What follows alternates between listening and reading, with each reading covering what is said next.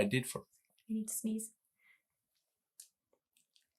Hold your thought. Hello, and welcome to The Professional.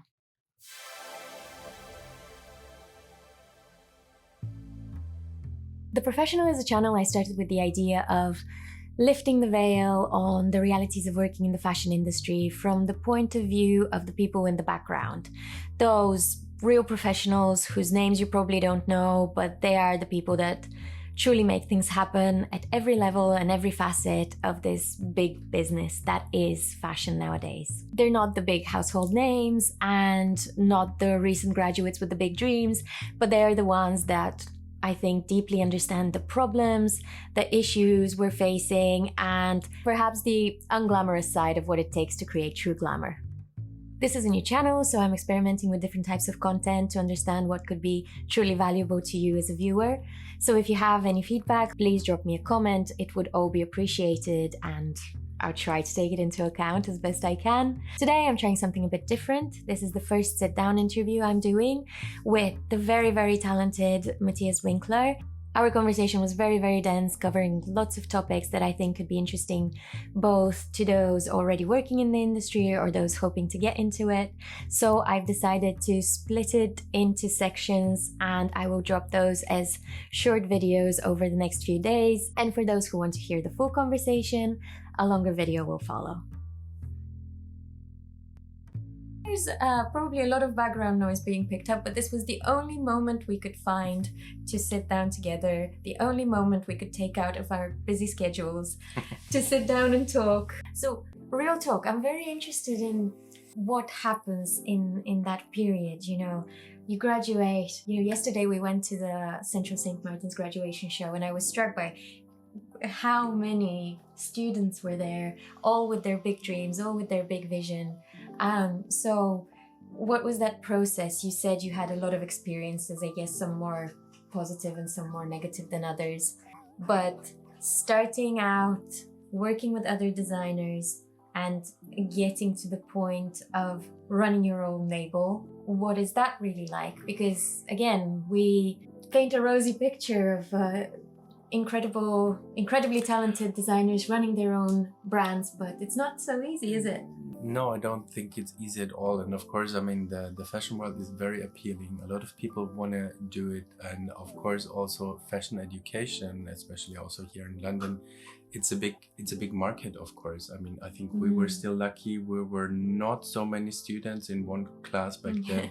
I think the quantities of students everywhere have doubled, tripled, even more, because there's a lot of money in it. Yeah, people wanna go into fashion, but I think of course it's a bit tricky because in fact there's not that many jobs in fashion. If we look at footwear design in specific, it's a very small world in the end. It's a very small world, and a lot of brands, most smaller brands would have one person designing and developing all the shoes.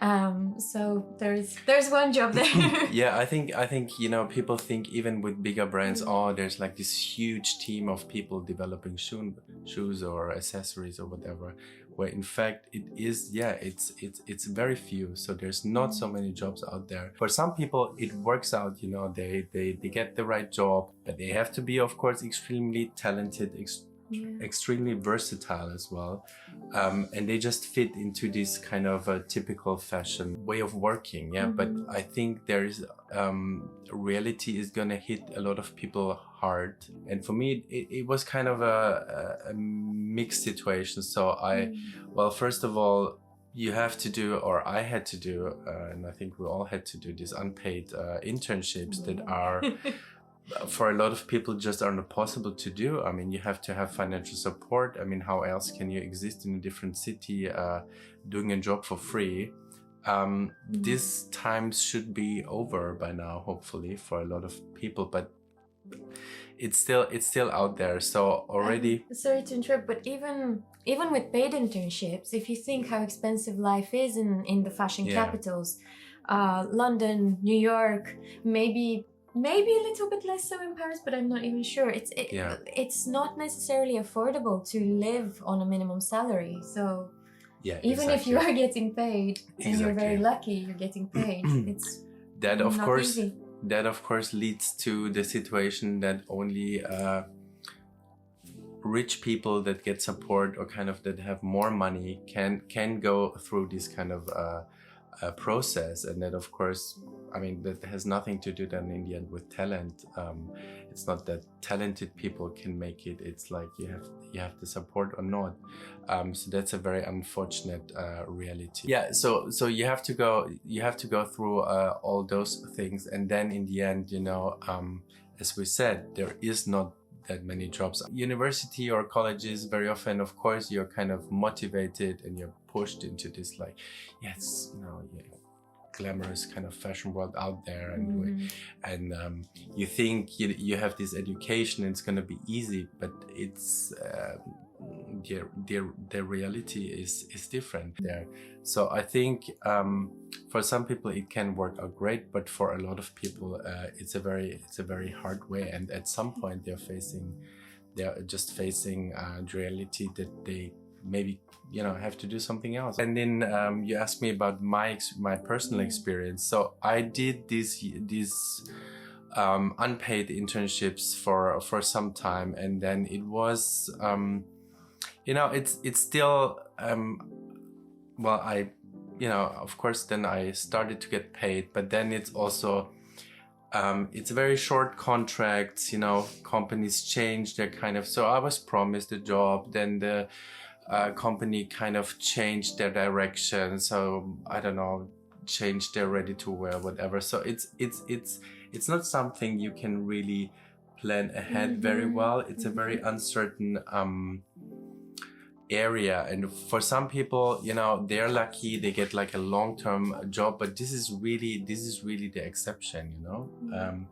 And I think even if we look back at all the people that we studied together, I think there's a lot of people that are not in fashion anymore and that have chosen a different path, or they tried it for some years and they could not function within that, because it means for a lot of people working long hours, having not a lot of, you know, private life, having a family to get, like, working in fashion is a big challenge, you know. You very often at fashion companies you meet people that are just focused on the job, there's not much time for anything else, and yeah, you know, a lot of people get depressed or can't live like that. For me, a couple of years this really worked out, but I have to say it was really focused on the job. I didn't do much else than that, and I realized, well, this is not really what I want out of my personal life. And also this exploitative way of working is nothing I really want to be part of. So, and of course all the concerns with our planet, you know, that we're just producing this fast fashion. I mean, it gets worse and worse.